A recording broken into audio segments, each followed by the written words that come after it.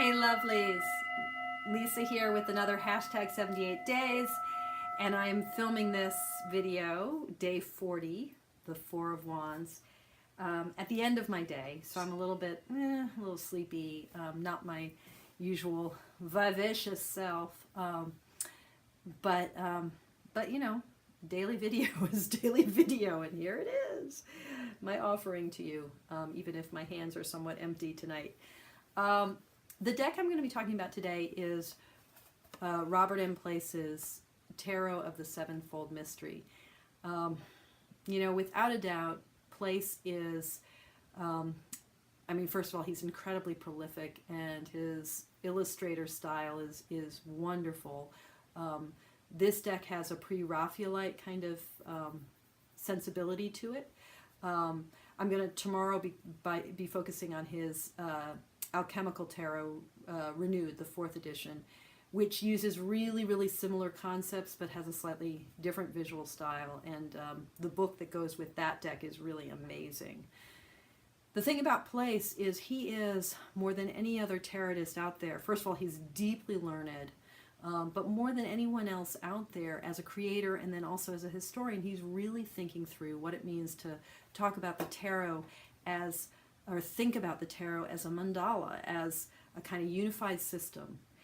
And in each of the decks he's created, and I have a number of them, by no means all, because the man has created just gazillion decks, but in each of the decks he's created, whether it's the Vampire Tarot, the Buddha Tarot, the Alchemical Tarot, you know, his Angels Tarot, in each of the decks that he's created, he has tried to think through the coherence of the 78 through another world tradition, or trying to map on onto the evolution of tarot related world traditions that may or may not have directly historically influenced the evolution of tarot. And what he demonstrates again and again and again in each of his decks is the way in which human wisdom traditions, whether we're talking about alchemy or we're talking about Buddhism or we're talking about notions of angels or we're talking about the lore surrounding the vampire, human wisdom traditions all kind of generate the same insights.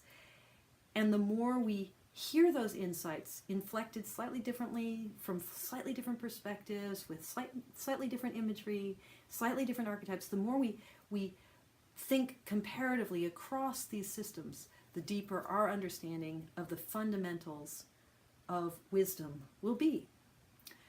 So he's amazing. I mean, just, and rewards, his decks really reward the effort of study. So at any rate, the Tarot of the Sevenfold Mystery here, I'll put a link to his website that goes into this in more detail, but you know, essentially he's looking at the ways in which, sort of going back to Plato, we can think about the three-part nature of the human soul and the progression of the human soul from the stance of appetites, or you know, lust and bodily appetite, emotional appetite, that kind of I want, through the application of will. Okay, so not just mere appetite, but now sort of drive, and then further refined through the development of reason. That tripartite notion of the human soul, Plato gives an image to in his dialogue, the Phaedrus, where he gives that image of the charioteer, the soul of reason, who's balancing the bad horse, the horse of appetite, against the better horse, the horse of will and volition. The reasonable charioteer holds the reins and tries to navigate in a direction that will take him toward true good, toward true improvement, toward a better life for self and for world. So for Place in the Tarot of the Sevenfold Mystery, and then also in the Alchemical Tarot, we can see that three-part nature of the human soul played out in the trumps, and then it also plays out in, and I'm simplifying his really subtle and beautiful system, it also plays out in the minors. Okay, so we come to the suit of will, of passion, of not just appetite, but of that kind of drive into the world, the suit of wands, and just to kind of recollect, you know, what we're talking about. I'm going to look briefly at a few cards from the Llewellyn Classic Tarot. So, you know, if we, in that deck, which is a Rider-Waite, I'll call it a clone, okay, a Rider-Waite clone.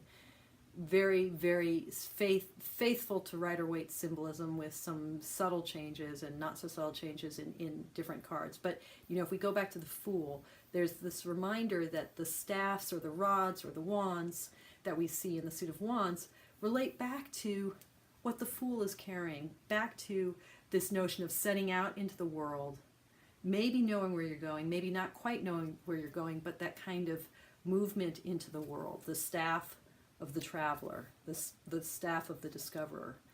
When we get into the suit of wands, in the Two of Wands we see, and I'm just kind of repeating stuff that I've said in my last couple of videos, but we see the ways in which that movement into the world, that movement of will and volition, becomes something with the possibility of a choice, with the possibility of setting out into the world, using material resources, here symbolized perhaps in the globe, the world that the man, the central figure, holds.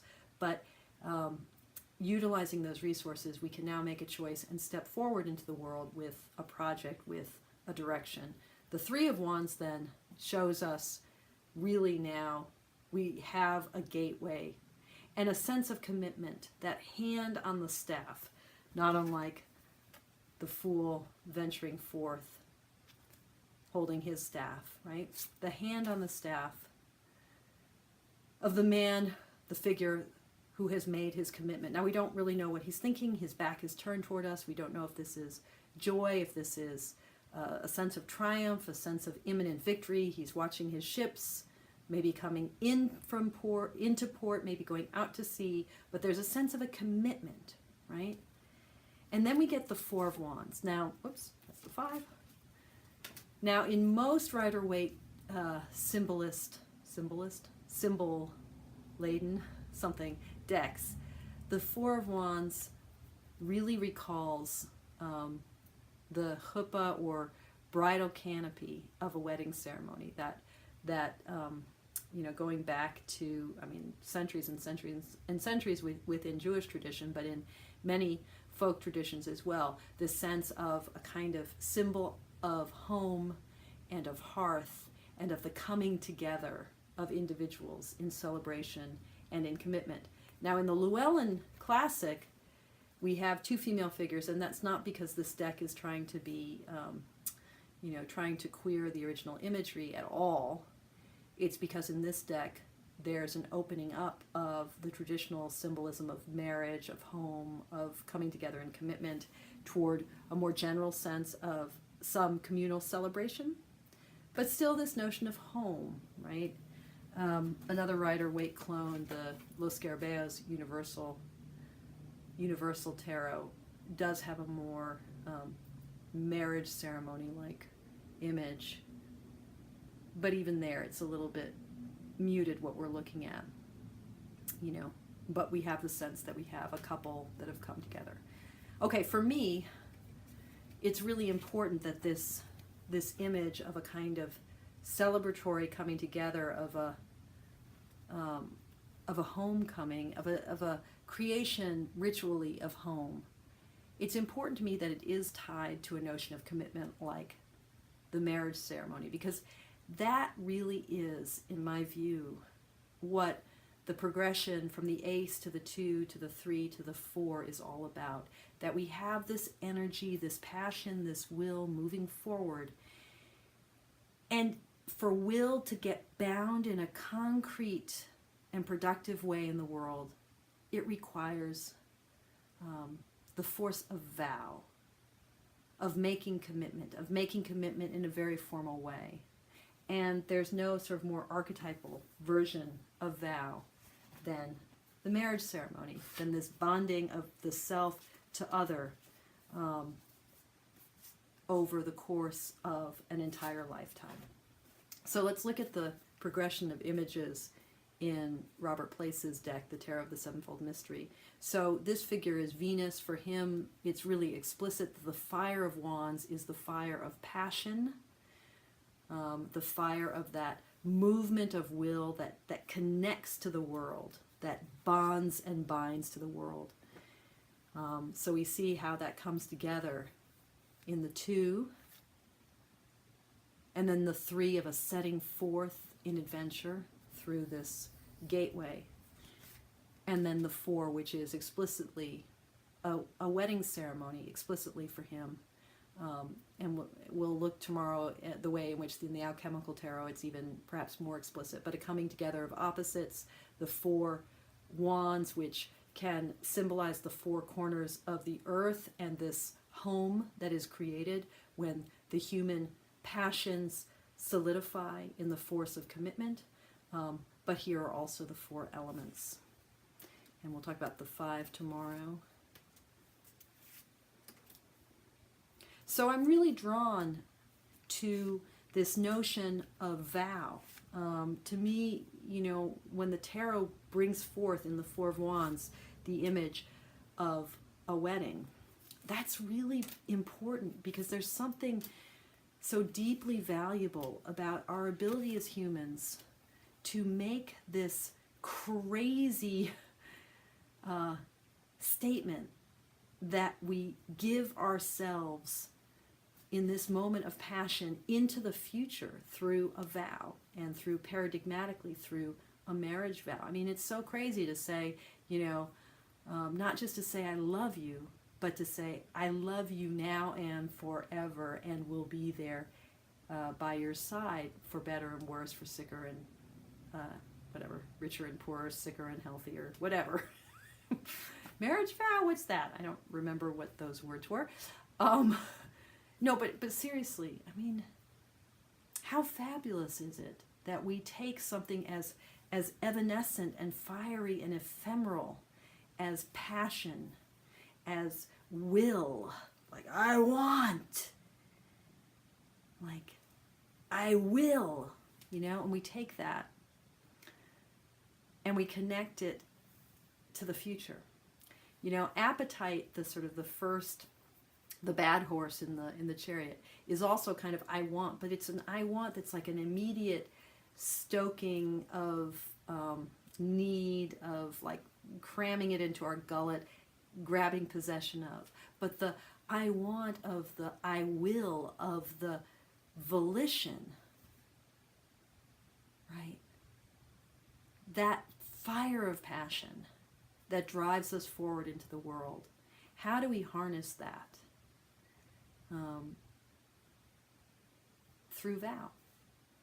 By turning the I want, I will of passion into the I will, I do of the marriage ceremony. That's what the 4 of Wands is about.